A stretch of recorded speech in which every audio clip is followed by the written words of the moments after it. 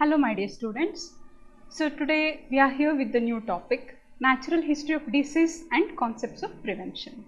So let's see what is natural history of disease. As you can see here, any natural course taken by the disease in the absence of any treatment or intervention is called as natural history of disease. So I repeat, any course which is taken naturally by a disease in the absence of any treatment or intervention is called as natural history of disease. As we all know, it has got two important stages. One is called pre-pathogenesis stage, another is called pathogenesis stage. Pre-pathogenesis stage and pathogenesis stage.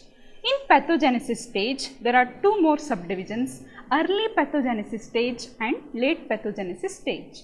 So, natural history of disease is the natural course of the disease which is going to take place when there is no intervention or treatment given to that particular disease.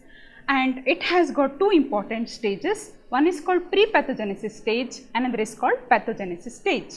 In pathogenesis stage, we have two more sub-stages. They are early pathogenesis stage and late pathogenesis stage.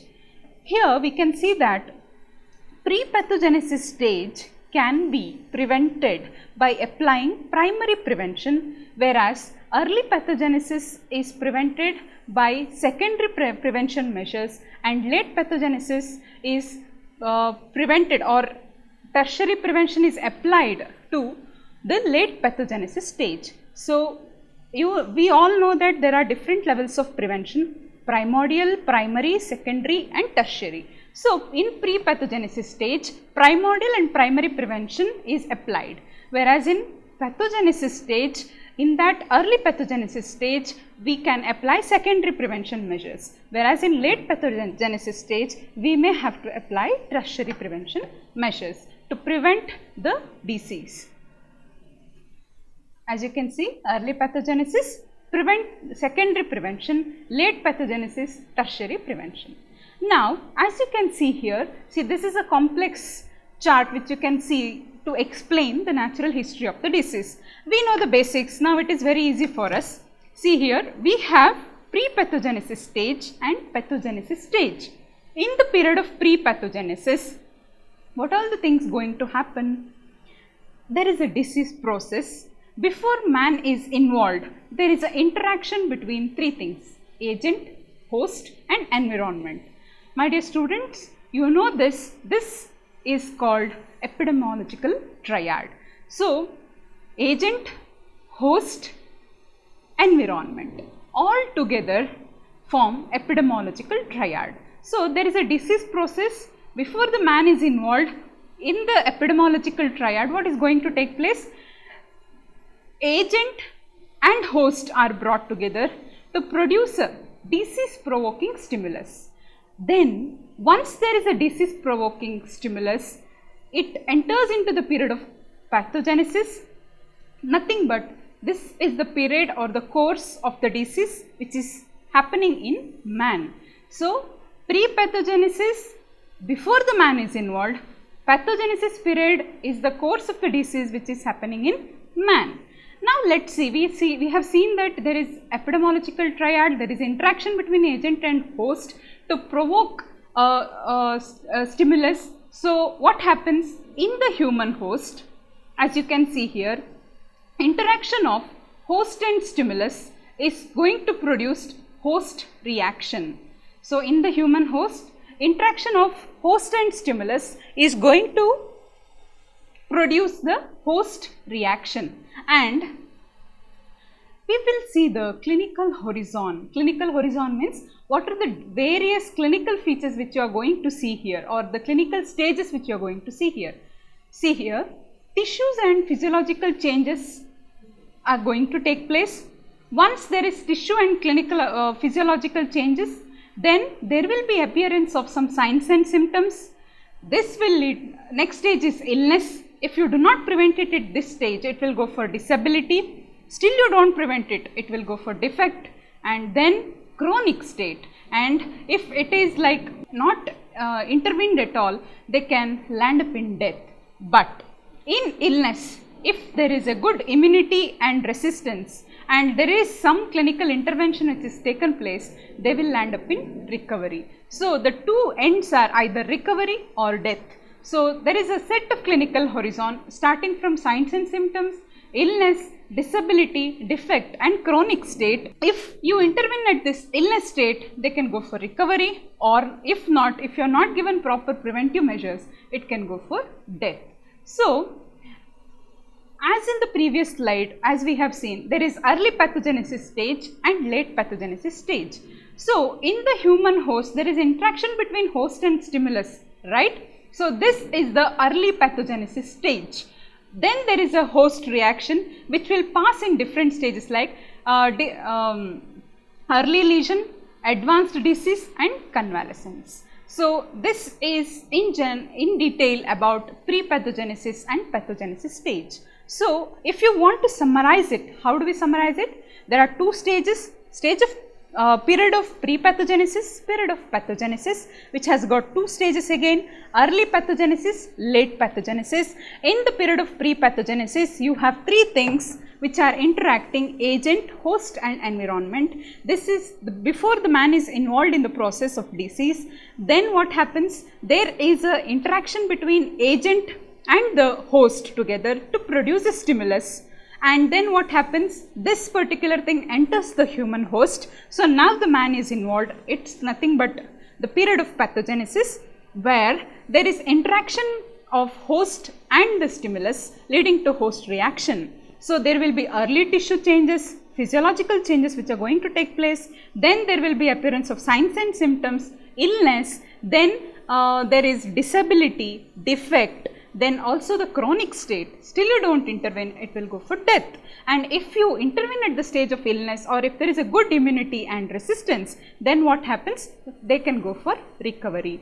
And period of pathogenesis is further classified into early pathogenesis and late pathogenesis stage, where there is interaction between the host and the stimulus. That particular phase in the pathogenesis period is likely to be called as early pathogenesis stage.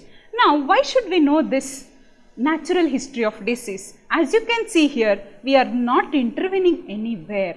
So, if you leave it just like that, from this stage up to this stage, there is no intervention at all. So, this is the natural course of the disease which is taken place if you do not intervene. Now, let us see what happens if we intervene, or how can we intervene in the different stages. My dear students, we all know that there are 4 levels of prevention: primordial, primary, secondary and tertiary. So, as you can see here, primordial is not shown here. Let us see what is primary prevention here. You know that disease is not yet appeared, but risk factor is already into the phase. So, if you stop the disease progression at this stage, this particular prevention is called primary prevention. Now, let us see what is secondary prevention. If you are able to stop the progression of the disease from this early pathogenesis stage to the later phases, then that is the phase where we are using one type of prevention called as secondary prevention. Now, everything has failed. The person has gone for, say, disability, defect, chronic state, but he is not yet dead. And that time whatever you are doing prevention, no, that is nothing but tertiary prevention. So, there are different modes of intervention which can be used in different levels of prevention. For example, in primary and primordial prevention, we use 2 modes of intervention, namely health promotion and specific protection.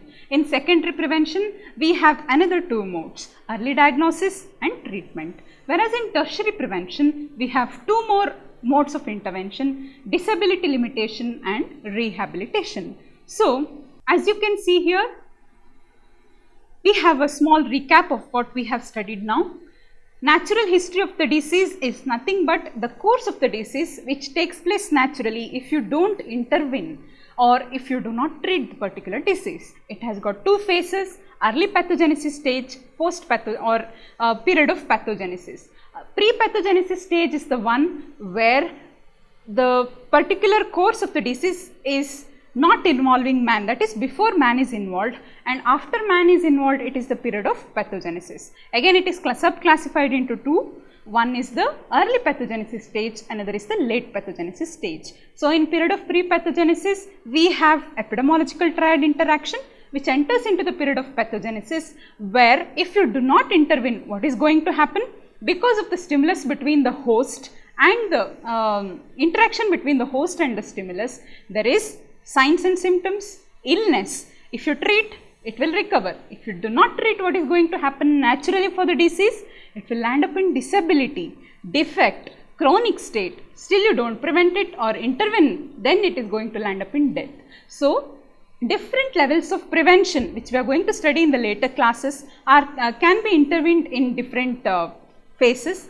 Primary prevention is applied to pre-pathogenesis stage, secondary prevention early part of the pathogenesis stage, and tertiary prevention to the later part of the pathogenesis stage. Primordial is just before the primary prevention. Then what are the modes of intervention? For primary prevention, we have two modes of intervention. One is called health promotion, another is specific protection. For secondary prevention, we have another two modes, early diagnosis and treatment. And for tertiary prevention, we have disability limitation and rehabilitation. And which is not mentioned here, there is one more level of prevention, that is primordial prevention. Before the appearance of the risk factor, what are we going to do? That particular prevention is called primordial prevention. The mode of intervention here is just the health promotion. So, we will study what are the levels of prevention and modes of intervention in the coming classes. Thank you.